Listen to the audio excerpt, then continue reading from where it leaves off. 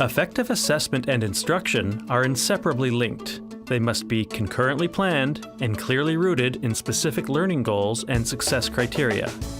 Planning assessment that is seamlessly integrated with instruction produces a continuous flow of assessment information that teachers and students use to improve learning.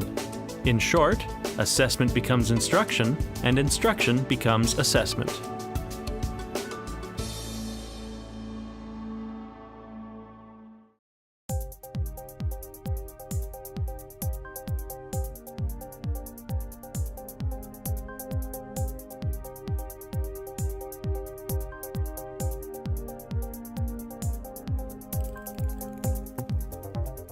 This video shows teachers planning strategically, using a backward design proposed by Wiggins and McTighe, and purposefully integrating assessment with instruction to improve student learning and inform teacher instruction.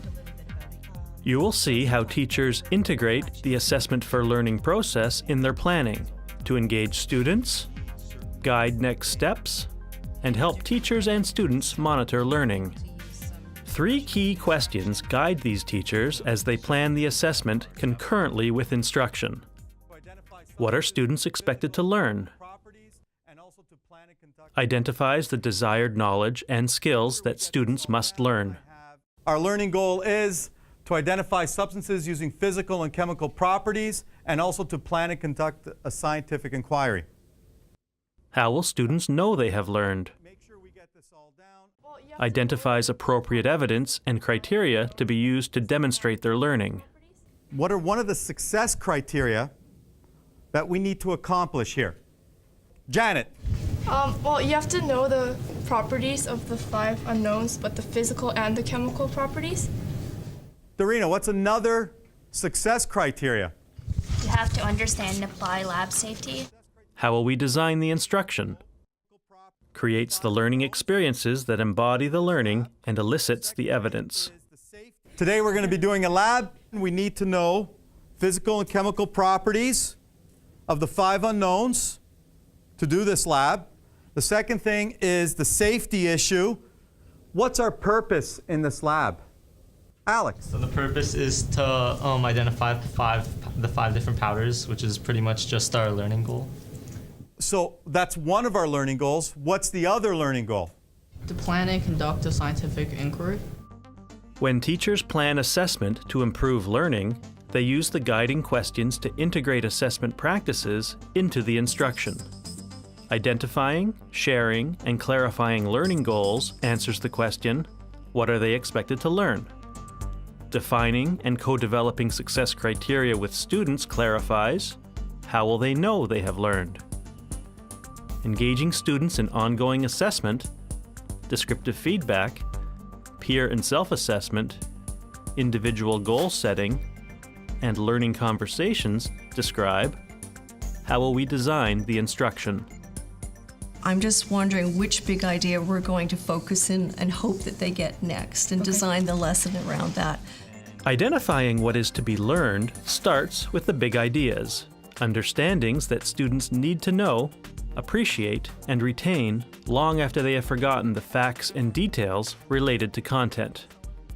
As far as these measurable attributes are concerned and our overall big idea here of these relationships, what relationships are you looking to explore? I think we're hoping that they're going to use those measurable attributes of the circle to come up with these specific expectations of volume. So then a relationship between height, volume, area of base or radius, and volume. These are the relationships we're looking for. There's 3 learning goals that we're going to continue to cover, and these will be the theme for the next week or so as we look at the optimization unit. So we learn what is meant by optimization, okay, and that's a big theme of our calculus course, where we want to make the best of a situation with constraints.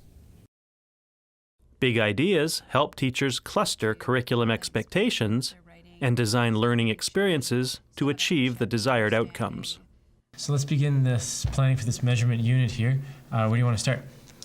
I think I'd like to start looking at this overall expectation, determine the relationships among units and measurable attributes, including the area of a circle and the volume of a cylinder. So then, what's the real big idea we're going to be looking at throughout this unit? That relationships exist among the measurable units in a cylinder. Here is an example of a big idea.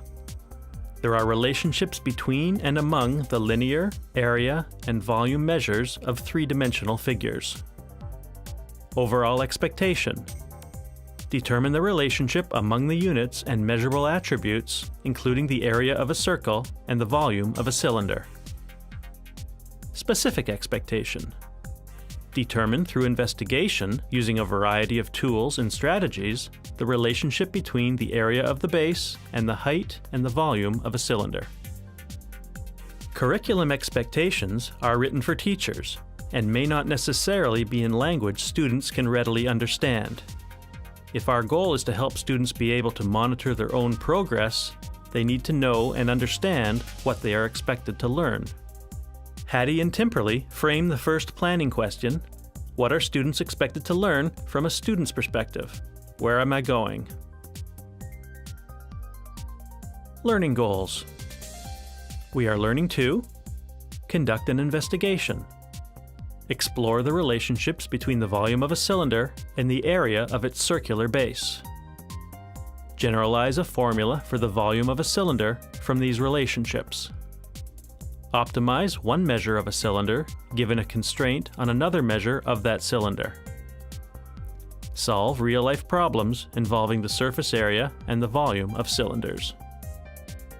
In other words, these learning goals come from this specific expectation.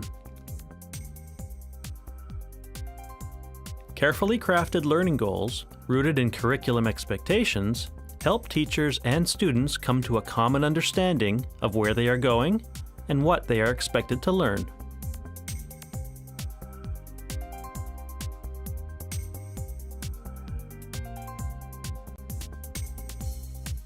A viewer's guide has been developed to enhance your professional learning while viewing this video. The inventory in this viewer's guide is intended to assess your current practice, guide your professional learning, and measure your growth over time as you continue to use this resource.